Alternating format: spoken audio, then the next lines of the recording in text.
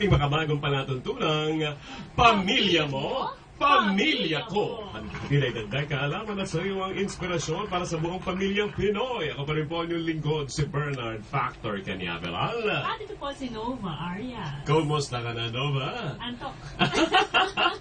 Pagigising mo lang, kinato ka na naman. Oo, puyat po kasi po gabi. Ano naman, isang gabi pala. Alam niyo naman na isang gabing puyat, isang gabi babawiin. Alam mo, importante yan, ha?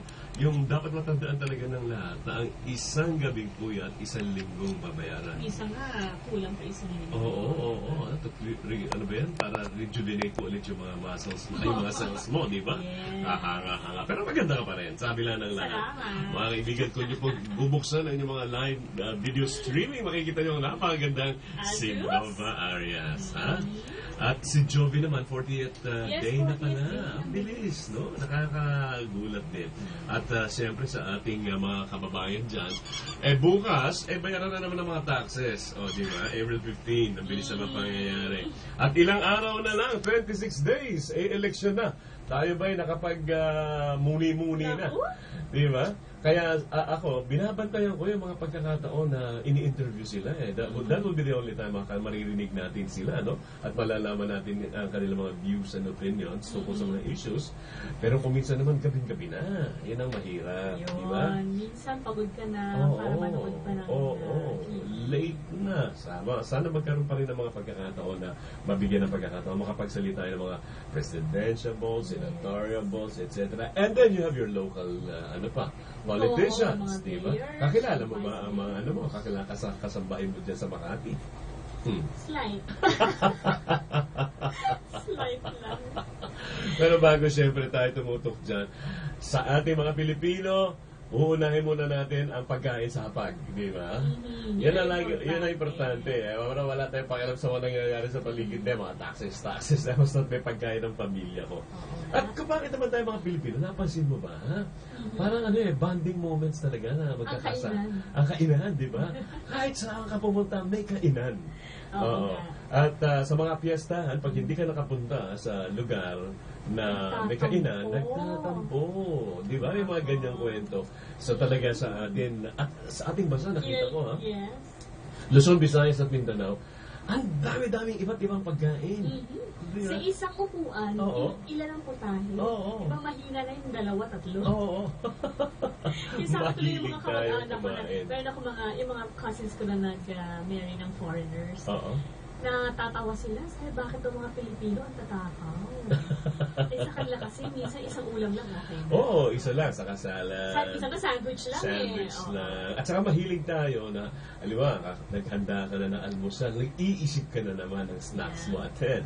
Tapos nag-lunch. Tapos nag-iisip ka na naman kung anong kakainin mo sa merienda. Tapos nag-dinner ka, nag-isip ko na naman ng midnight snack mo. Kain tayo ng kain. Para tayo mga uod. Pagkatapos natin mag-lunch, pagdating ko na opisina, nagtatanungan na kami, anong merienda? Bakit kaya?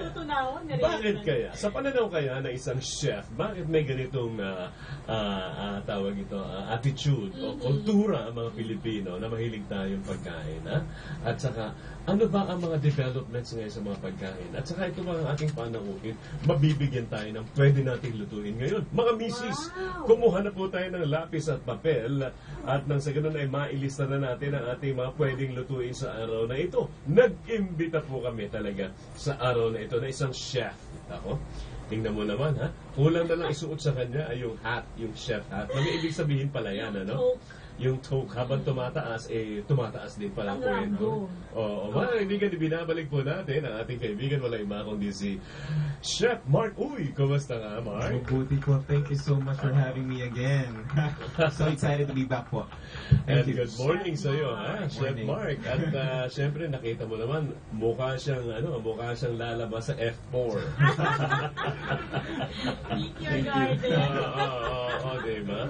Nung una ko siya makita, akala ko model ng ng isang Korean teleserye. Akalain mo bang chef? Pero alam natin doon sa ating first interview na registered nurse. Si Chef Mark. Kahanga, di ba? Pero sa itsura niya, siguro sa kabibigat ng mga kaldero ang laki ng katawan Yun ang kanyang barbell. Ikaw, pwede kanyang buhatin sa isang kamay lang niya sigurado. Kumusta po? Simula nung huli kayong napadalaw dito sa ating palatuntunan? After po ng interview, I had a lot of emails.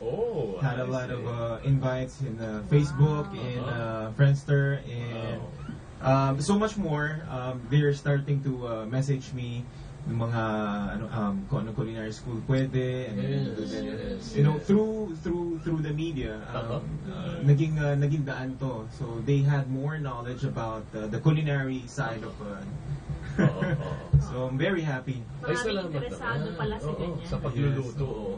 Bakit nga ba? Nakakatulong at the same time. Bakit nga ba, as we were discussing it, bakit nga ba marami sa atin ang mahilig kumain? Chef Mark. It is because sobrang daming aspect ng culinary industry na nakaka-relate tayo. Katulad ng just for family. A simple food can bond everybody.